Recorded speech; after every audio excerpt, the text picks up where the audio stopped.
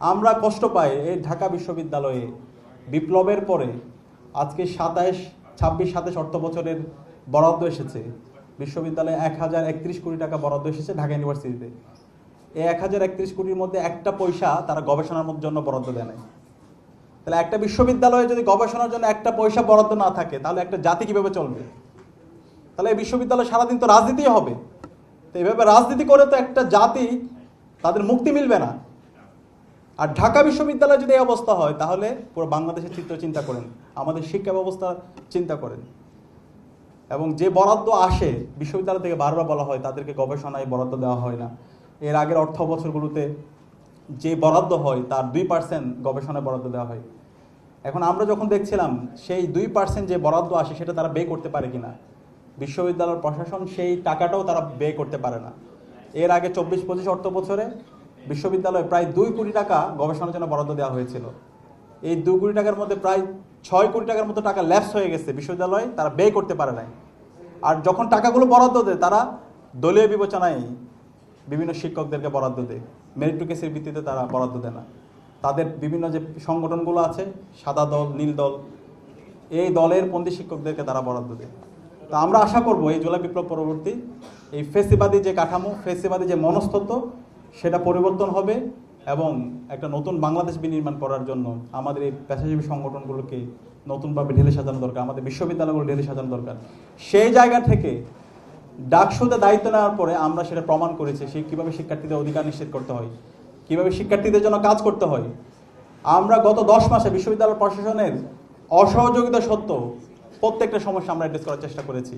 বিশ্ববিদ্যালয়ের শিক্ষার্থীদের স্বাস্থ্যের নিরাপত্তা, পরিবহন কেন্দ্রিক অনাবাসিক যে শিক্ষার্থীরা আছে তাদের জন্য পরিবহনের ব্যবস্থা করা, নারী শিক্ষার্থীদের জন্য একটা নিরাপদ ক্যাম্পাস গড়ে তোলা এবং বিশ্ববিদ্যালয়ের যে ইসলামোফোবিয়ার মাধ্যমে শিক্ষার্থীদেরকে ধর্মচর্চা থেকে তাদের অধিকার হরণ করা হয়েছিল, সেই ইসলামোফোবিয়া, সেই ফেসিবাদী চর্চা, সেই কালচার দূরীভূত করা এবং একটা নতুন সংস্কৃতি বিনির্মাণ করার জন্য আমরা কাজ করেছি আলহামদুলিল্লাহ।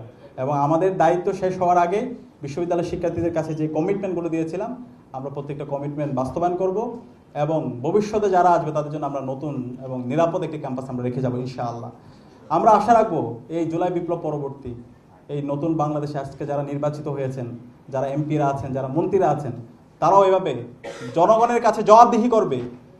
জনগণের কাছে তারা যে কমিটমেন্টগুলো দিয়েছে, মানুষের যে প্রত্যাশা, শহীদদের যে আকাঙ্ক্ষা, তার কতটুকু তারা বাস্তবায়ন করেছেন এবং যদি বাস্তবায়ন করতে না পারেন সেটার জন্য জাতির কাছে তারা তাদের অবস্থান পরিষ্কার করবে।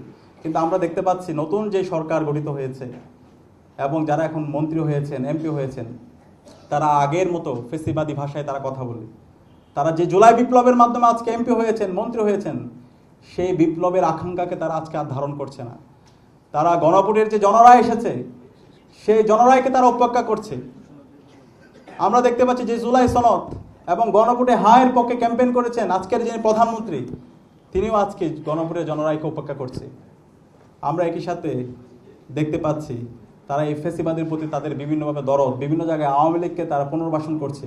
যে হাসিনা এবং আওয়ামী লীগ গত 16 বছরে বাংলাদেশে গণহত্যা এবং শিশু হত্যা করেছে, গুম, খুন, আয়নাগর প্রকল্প তৈরি করার মাধ্যমে বাংলাদেশকে একটা অকার্যকর রাষ্ট্রে পরিণত করেছে এবং সর্বশেষ জুলাই বিপ্লবে আমাদের 2000 ভাই বোনকে শহীদ করেছে, আমাদের 133 জন শিশুকে তারা হত্যা করেছে। সেই হাসিনার প্রতি তারা আজকে দরদ দেখাচ্ছে এবং হাসিনার যারা সাঙ্গপাঙ্গ আছে তাদেরকে বিভিন্নভাবে দায় মুক্তি দিচ্ছে।